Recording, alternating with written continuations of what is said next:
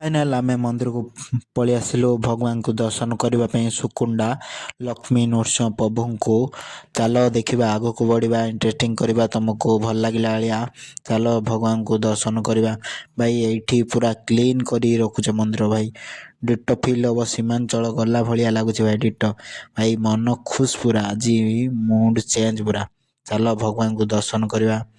ଆଉ ଅଧିକ ଅଧିକ ଭକ୍ତ ବେଶୀ ଲୋକ ଆସୁଛନ୍ତି। ମନ୍ଦିର ବି ଆହୁରି କାମ ଚାଲିଛି, ଡେଭଲପ୍ ହେଇକି ଯାଉଛି। ସବୁ ଦୂର ଦୂରରୁ ଲୋକ ଭଗବାନଙ୍କୁ ଦର୍ଶନ କରିବାକୁ ଆସିଛନ୍ତି। ବିଷ୍ଣୁର ବେଶୀ ରୂପ ମନ୍ଦିରର ମୂର୍ତ୍ତିରେ ସବୁ ସାଇଡ଼୍ରେ ପୁରା ଅଛି ଭାଇ। ତମେ ବି ଆସ ଭଗବାନଙ୍କୁ ଦର୍ଶନ କରିବ, ଆଳତୀ ଦେଖିବ ଯିବ। ମୁଁ ଦିନରେ ଆସିଥିଲି, ରାତିରେ କେବେ ଆସିନି। ଆଜି ଫାର୍ଷ୍ଟ ଟାଇମ୍ ପାଇଁ, ଆଜି ଶନି ଆଠ ତ ବଡ଼ ଆଳତୀ ହବ, ସେ ପଳେଇ ଆସିଛୁ ସାଙ୍ଗର ମୋର ଦର୍ଶନ କରିବା ପାଇଁ। ପୁରା ଫିଲ୍ ଲାଗୁଛି, ପୁରା କେରକେରା ମସ୍ତ ଲାଗୁଛି। ଚାଲ ଭଗବାନଙ୍କୁ ଦର୍ଶନ କରିବା, ମୁଣ୍ଡିଆ ମାରିବା ଯିବା। ଭାଇ ବଡ଼ ଘଣ୍ଟି ବି ଏଇଠି ଗୋଟେ ଅଛି ଭାଇ, ଏଇଠି ଭଗବାନଙ୍କର ପ୍ରାର୍ଥନା ଲେଖା ହେଇଛି। ଚାଲ ଭଗବାନଙ୍କୁ ଦର୍ଶନ କରିବା, ମୁଣ୍ଡିଆ ମାରିବା।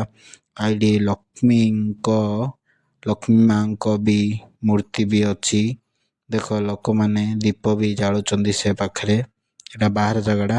ଏଠି ଲକ୍ଷ୍ମୀ ମାଙ୍କୁ ଦର୍ଶନ କର। ଓମ୍ ନମଃ ଭଗବତେ ବାସୁଦେବାୟ। ଏଇଠି ସମସ୍ତେ ଦୀପ ପ୍ରଜ୍ୱଳନ କରୁଛନ୍ତି, ଦୀପ ଲଗାଉଛନ୍ତି।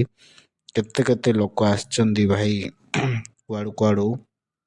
ଚାଲ ଦେଖିବା, ଆଗକୁ ବଢ଼ିବା। ଏବେ ମନ୍ଦିର ଭିତରକୁ ପଳେଇ ଆସିଲୁ ଭାଇ। ଲକ୍ଷ୍ମୀର ଅଧିକ ରୂପ, ଅନେକ ରୂପ ବି ଅଛି। ପ୍ରଭୁଙ୍କର ବିଷ୍ଣୁଙ୍କର ବି ବେଶୀ ରୂପ ଅଛି। ଚାଲ ଦର୍ଶନ କରିବା, ଆଗକୁ ବଢ଼ିବା। ଆଳତୀ ବି ଦେଖିବା, ଲୋକ ଆସୁଛନ୍ତି। ନଡ଼ିଆ କଦଳୀ ଭାଙ୍ଗିକି ତାଙ୍କର ବି ମନସ୍କାମନା ପୂରଣ ହେଉଛି। ସେଥିପାଇଁ ଭଗବାନ ଓମ୍ ନମଃ ଭଗବତେ ବାସୁଦେବାୟ, ଓମ୍ ନମଃ ଭଗବତେ ବାସୁଦେବାୟ। ମୋ ଭିଡ଼ିଓ ଭଲ ଲାଗିଲେ ଲାଇକ୍, କମେଣ୍ଟ, ସେୟାର, ସବସ୍କ୍ରାଇବ୍ ଆଉ ବେଲ୍ ଆଇକନ୍ ଦାବି ଦିଅ ସାଙ୍ଗମାନେ।